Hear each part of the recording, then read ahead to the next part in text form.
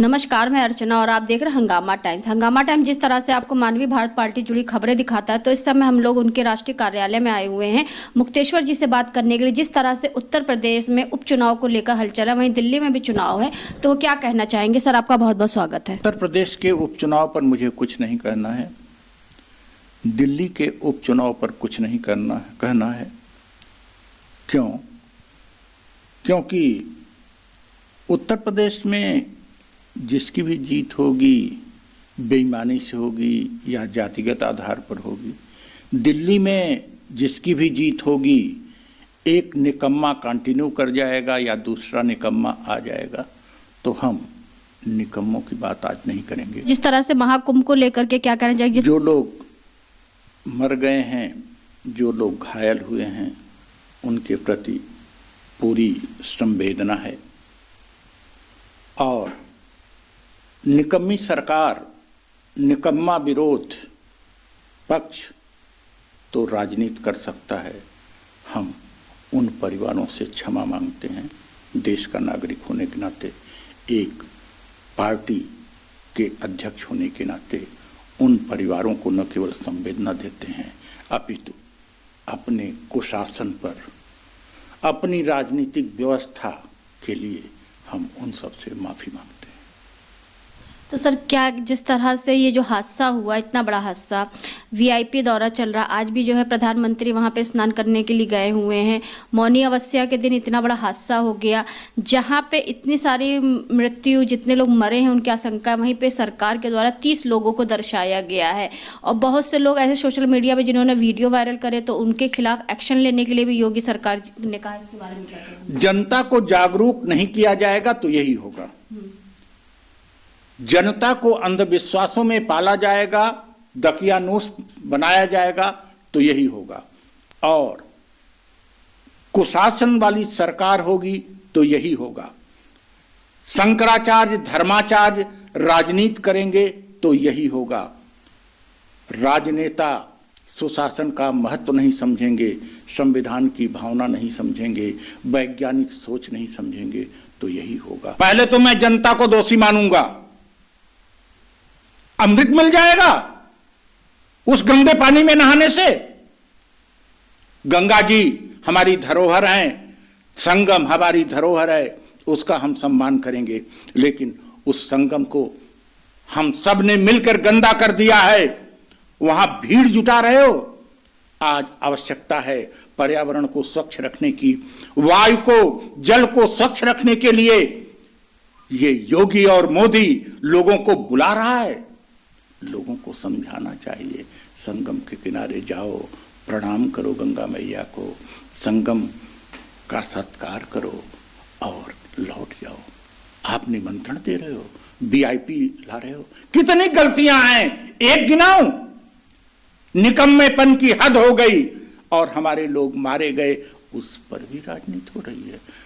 कोई पूछ रहा है कितने मरे, तुम सही आंकड़ा नहीं दे रहे हो। कोई कह रहा 30 ही मरे।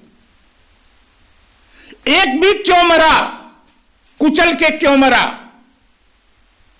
तुम क्या कर रहे थे? क्यों बुलाए?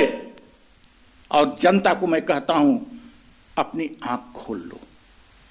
अमृत मिलेगा अपने बच्चों का पालन पोषण करने से, रोजगार से, अपने बच्चों को अच्छी शिक्षा देने से, उनमें तार्किक वैज्ञानिक सोच डेवलप करने से, किसी नदी में, किसी तालाब में नहाने से नहीं।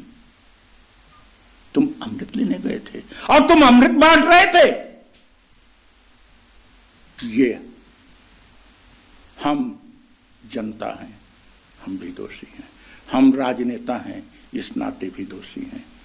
और हम धर्म के बारे में जानते हैं लेकिन वास्तविक धर्म नहीं दे पा रहे हैं, इसलिए भी दोषी हैं। सारा दोष मैं अपने ऊपर लेता हूं, क्योंकि मैं जनता भी हूं, मैं धर्म भी जानता हूं और मैं राजनीति भी कर रहा हूं।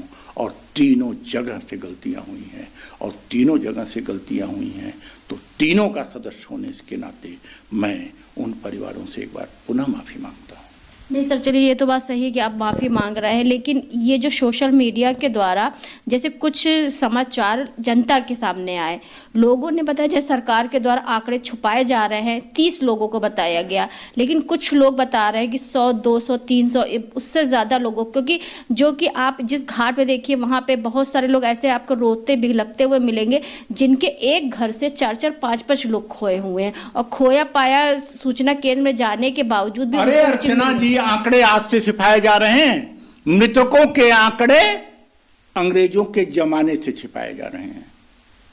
पुलिस को यही ट्रेनिंग दी जाती है आंकड़ों को छिपाने। और रही योगी मोदी सरकार की, यह सरकार तो आंख में धूल झोंकती है, आर्थिक आंकड़े भी छिपाती है, विकास के आंकड़े भी छिपाती है, तो मृतक के आंकड़े तो छिपाएगी ही। ये कौन सी नई बात हुई? और सोशल मीडिया में भी तो हम ही आप लोग हैं।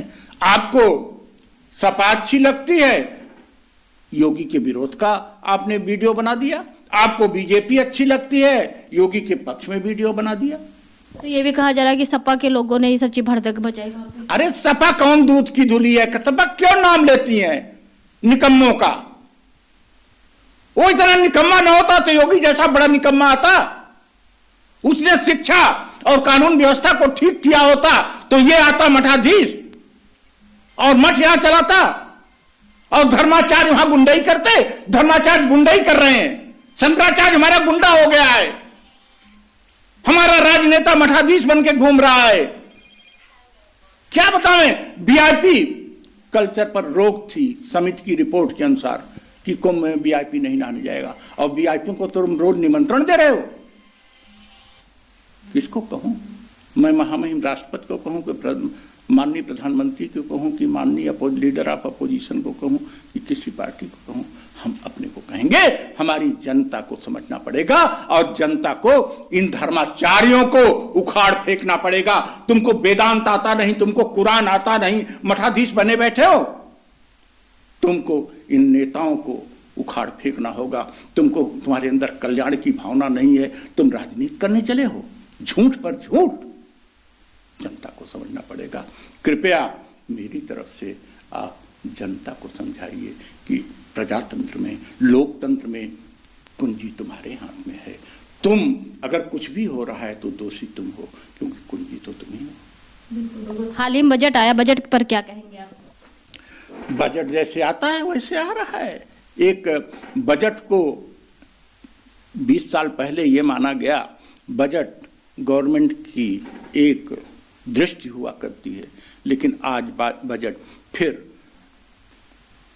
खर्च आय व्यय का एक ब्यौरा मात्र बन के रह गया है, एक दस्तावेज मात्र रह गया है।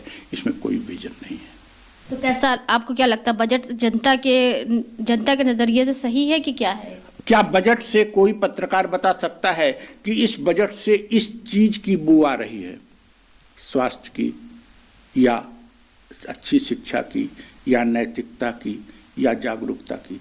एक विजन होना चाहिए कि अगले 30 साल में ये हो जाएगा। ऐसा कुछ नहीं है। वो वही स्मार्ट सिटी, वही मेक इन इंडिया, और वही रट लगाए हुए हैं, और जिनमें कुछ हुआ नहीं। हाल ही में आपका विधानसभा चुनाव होने 27 में, तो आपकी भी पार्टी इसको लेकर क्या तैयारी कर रही है? केवल एक तैयारी कर रही है कि जनता को हम बताएंगे कि इस कट्टरता में मत फंसो, जातिवाद में मत फंसो, संप्रदायवाद में मत फंसो, नफरत में मत फंसो, प्यार और सम्मान बांटो, सबको प्यार दो, सम्मान दो, तार्किक सोच लाओ, वैज्ञानिक सोच लाओ, बच्चों को शिक्षा दो, अपने रोजगार के बारे में समझो।